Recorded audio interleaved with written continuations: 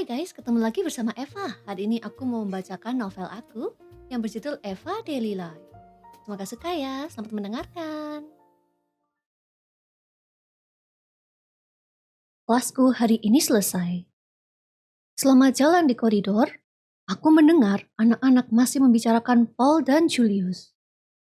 Aku bingung, kok bisa Julius seberani itu sama dia? Jangan-jangan dia tidak tahu ya. Julius jadi topik of the day nih, sebut Samantha. Iya, kalian semua pasti kaget ya. Ada yang berani sama dia, ungkapku. Samantha mengangguk.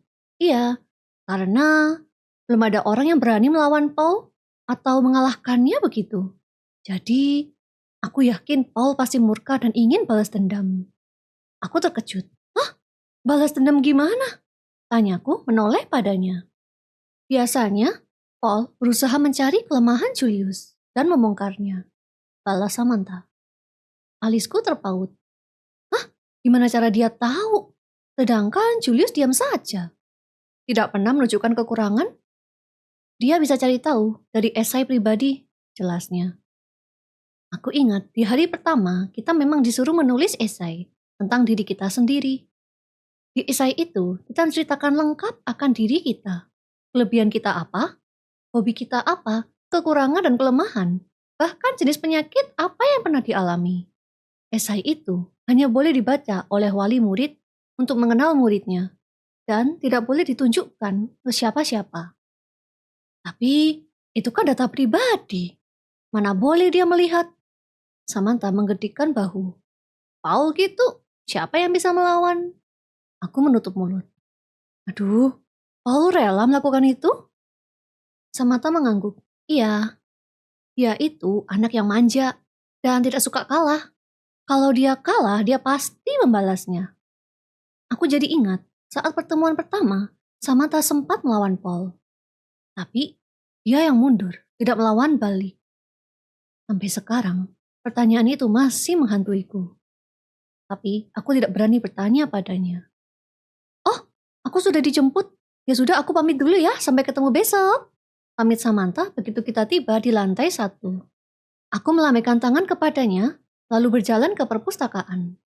Hari ini, tugasku adalah mencari buku sesuai kode yang diminta oleh anak-anak. Waktu berjalan terus selama aku kerja. Dan tidak terasa, perpustakaan sudah pada sepi.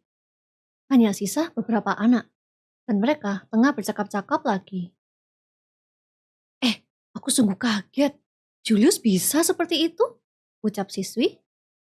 Iya, wah, tamat tuh nasibnya. Aku dengar Paul marah besar. Balas teman di depannya.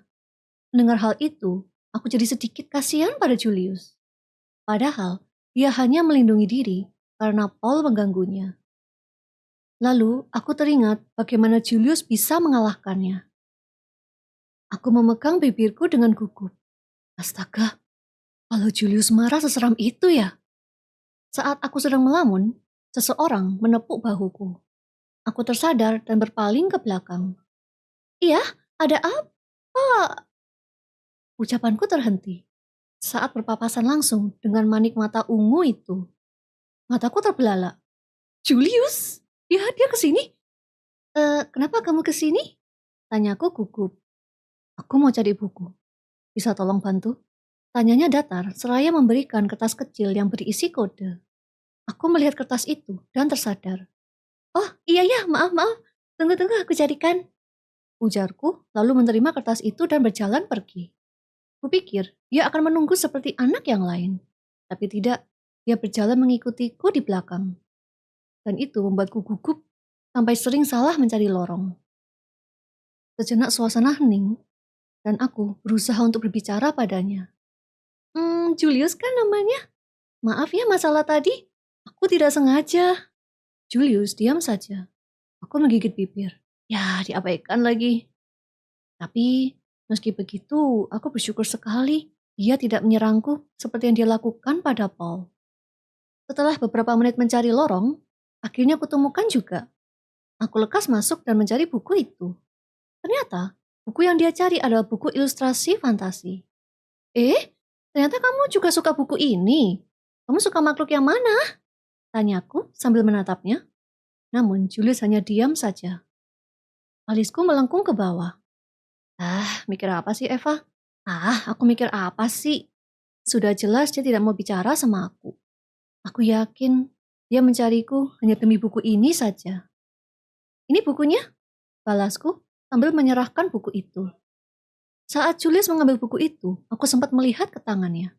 Mulus, tidak ada luka atau apapun.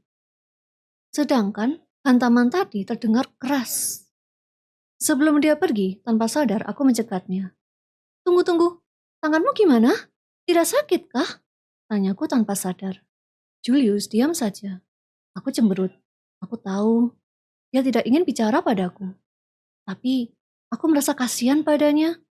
Sudah apes, kena serang 2 kali. Belum lagi berhadapan sama berandalan di sekolah. Kurasa aku harus memperingatinya. Aku tahu kamu sudah benci padaku setelah apa yang aku lakukan. Tapi aku cuma mau ngomong, hati-hatilah sama Paul. Dia bisa melawanmu. Jelasku. Julius berdeham. Dia mau melawan. Biarkan saja. Aku tidak takut. Ujarnya berat, lalu meninggalkanku. Meski dia tidak menerima permintaan maafku, paling tidak dia bisa hati-hati dan tahu siapa yang dia hadapi. Keesokan harinya, sebelum aku masuk ke dalam sekolah, aku melihat ada truk putih besar yang menghalangi pagar sekolah. Di balik truk itu, ada seorang pria sedang berbicara dengan seorang wanita. Pagi Miss Eloise, tapaku. Miss Eloise berpaling dan tersenyum. Pagi Eva, lagi apa nih? Tanyaku kalau melihat 2 kardus coklat yang sedang dibawa turun oleh pria itu dari truknya. Oh, ini buku baru untuk perpustakaan sekolah, jelas Miss Eloise. Wah, banyak ya? Iya, hiburan anak-anak di sini hanya membaca buku. Jadi kita selalu menyediakan buku-buku baru, jelasnya. Oh gitu ya, ujarku, lalu terhenti karena pria itu kini berbicara dengan Miss Eloise. Setelahnya, pria itu balik masuk ke dalam truk dan meninggalkan sekolah. Baik, saatnya bekerja lagi. Sampai ketemu nanti siang ya Eva, ujar Miss Eloise sambil mengangkat kardus itu. Sebelum dia pergi, aku mengambil kardus kedua lalu mengikutinya. Aku bantu bawa ya. Miss Eloise berpaling cepat. Jangan, ini bukan tanggung jawabmu. Aku tersenyum. Tidak apa, lagian aku datang ke sekolah kepagian, jadi nganggur di kelas. Yakin? Bukannya lebih enak nunggu di kelas ya? Aku menggeleng. Kalau di kelas mulu, aku ketiduran nanti. Ya sudah, kalau gitu makasih ya, balas Miss Eloise. Aku mengangguk, lalu berjalan mengikuti Miss Eloise masuk ke dalam sekolah. Sepanjang jalan, aku dan Miss Eloise saling ngobrol. Kita membicarakan tentang buku yang baru saja dipesan. Hari ini dia memesan novel dan komik yang baru. Kurasa anak yang hobi membaca tidak akan bosan di sini. Setiba di perpustakaan, aku meletakkan kardus di meja panjang tempat anak-anak baca buku. Miss Eloise tersenyum lagi. Makasih ya sudah bantu. Iya sama-sama. Kalau gitu aku balik kelas ya, ujarku. Iya silahkan, balasnya lalu mulai membuka kardus. Saat aku berjalan balik, ada sebuah boneka berbentuk hamster jatuh di lantai. Aku menduga milik Miss Eloise. Jadi aku mengambil dan menunjukkannya. Miss Eloise, boneka ini milikmu? Tanyaku. Alis Miss Eloise terangkat. Oh, boneka ini? Kamu ketemu di mana? Di bawah sana, ujarku seraya menunjuk ke bawah kolong meja. Miss Eloise tersenyum. Syukurlah ketemu. Kemarin boneka Leona hilang di sini. Dia sampai lembur di perpustakaan mencari bonekanya, tapi tidak ada. Oh, ujarku seraya melihat boneka itu. Menjadi boneka, Aku jadi teringat diriku sendiri. Ya sudah, taruh saja di meja. Nanti aku berikan padanya, ujar Miss Eloise. Jangan. Aku kasih ke dia saja tidak apa, balasku. Miss Eloise memegang wajahnya dan menatapku cemas. Jangan, aku udah mendapatkan kamu 2 kali. Aku menggelengkan kepala. Tidak, Lagian Miss bilang Leona rela lembur kan mencari boneka ini. Aku duga boneka ini adalah benda kesayangannya. Jadi aku harus segera memberikannya. Miss Eloise terkekeh. Baiklah, tolong kasih ke dia ya. Leona ada di kelas 3B? Aku mengangguk. Siap, ungkapku sebelum keluar dari perpustakaan. Begitu keluar, aku berjalan menuju lantai 3 dan mencari ruang 3B. Tidak butuh waktu lama untuk mencari ruangan itu, karena ruangannya ada di samping tangga lantai 3. Aku melihat ke dalam. Ada banyak sekali kakak kelas di sana.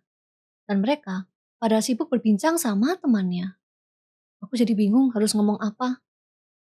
Julius, anak itu yang menyerangmu waktu itu bukan? Aku terkejut mendengar suara itu. Aku berpaling ke samping dan mendapati Leo sedang menatap ke arahku, sementara Julius menutup matanya. Aku menghela nafas berat. Oh iya, aku lupa kalau mereka ada di sini. Jawab Julius singkat. Leo tersenyum sinis. Aku masih tidak percaya ada yang bisa menyerangmu, ujarnya seraya menoleh padaku. Serangannya lemah, tapi instingnya cukup kuat. Julius terdiam sejenak, lalu membuka matanya. Aku hampir tidak menyadarinya. Alisku mengerut. Aku nggak paham apa yang mereka bicarakan. Tapi dari arah pembicaraannya, sepertinya Julius cerita dengan Leo tentang apa yang aku lakukan. Jangan-jangan selama ini Leo menggodaku supaya semua orang benci padaku. Moga-moga kebencian ini tidak melebar terus-menerus. Permisi, sahut seseorang dengan lembut. Aku berpaling dan mendapati seorang gadis berdiri di belakangku. Aku pun sadar, rupanya aku menghalangi jalan masuk. Ayah, silakan, ujarku. Namun sebelum senior itu pergi, aku memakai kesempatan ini. Maaf mengganggu. Mau tanya, apa benar Leona ada di kelas ini? Dia ada di mana? Tanyaku. Gadis itu mengangguk. Iya, dia ada di kursi paling pojok.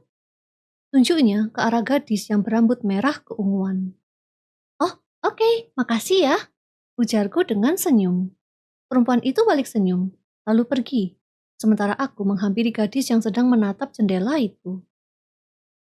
Leona sepertinya sedang melamun. Ia sama sekali tidak sadar saat aku menghampirinya. Tapi aku bisa melihat jelas wajahnya yang sedih itu. Permisi, Leona kan? Tanyaku ramah. Leona mengucek matanya sebelum berpaling padaku. Rupanya dugaanku benar. Dia sedang sedih. Ayah, ada apa? Ini milikmu kah? Tanyaku seraya menyerahkan boneka hamster padanya. Leona melihat boneka itu. Dan bola matanya membesar. Ah, iya, ujarnya seraya menerima lalu tersenyum lebar. Aduh, syukurlah ketemu. Dari kemarin aku cari tidak ada. Aku ikut senang melihat dia bahagia. Leona berpaling padaku. Makasih sudah menemukan. Ketemu di mana? Di lantai perpustakaan. Lalu Miss Eloise bilang ini punyamu. Jelasku. Leona mengerutkan alisnya. Oh ya? Aneh. Kemarin aku cari tidak ada. Tapi sekali lagi makasih ya. Ujarnya serambi tersenyum manis padaku.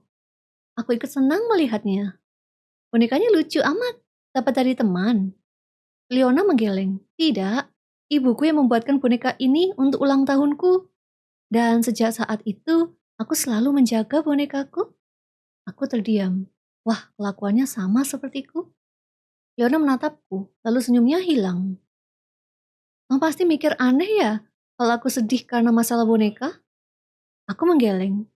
Tidak juga. Aku berpikir setiap orang berhak memiliki kesenangan masing-masing. Lagian, aku juga pernah kehilangan barang yang aku suka. Aku mengeluarkan ponsel dan menunjukkan gantungan bonekaku. Lucu, pujinya. Aku tersenyum. Iya kan? Aku dapat ini dari sahabat kecilku. Wah, manisnya. Aku yakin sahabatmu pasti bangga melihatmu menyimpan boneka itu. Aku mengangguk. Bonekaku sempat hilang waktu itu. Aku cukup sedih. Aku pikir tidak akan menemukannya. Tapi syukurlah ketemu juga. Leona tersenyum juga. Ya sudah, makasih lagi ya, Eva Hartley. Panggil aku Eva saja. Ujarku seraya mengulurkan tangan. Leona Starling sekali lagi, jawabnya menjabat uluranku. Di saat momennya bahagia itu, tiba-tiba terpecahkan oleh suara teriakan seseorang. Mana itu Julius? Kita semua terkesiap dan segera keluar dari kelas. Tepat saat kita keluar, Paul berjalan menghampiri Julius yang sedang bersandar sendiri di tembok itu. Begitu tiba, Paul meninju tembok itu untuk memberikan gertakan. Aku pikir Julius tersentak, tapi tidak. Dia tetap tenang. Pagi, pangeran dingin, sapa Paul. Julius melirik Paul dengan malas. Urusan kita belum selesai. Hari ini kamu akan menerima ajalmu. Ungkap Paul puas. Julius menatap datar saja. Dia tidak terlihat goyah. Ikut aku. Ayahku mau ngobrol denganmu. Titahnya. Kebetulan aku juga ingin bertemu dengannya. Jawabnya berat. Dia berdiri dari sandaran lalu mengikuti Paul yang berjalan di depan. Semua kakak kelas terdiam melihat mereka berjalan. Biasanya, orang yang dipanggil Paul akan merasa takut, tapi Julius tidak. Ia biasa saja, dan tatapannya datar sekali.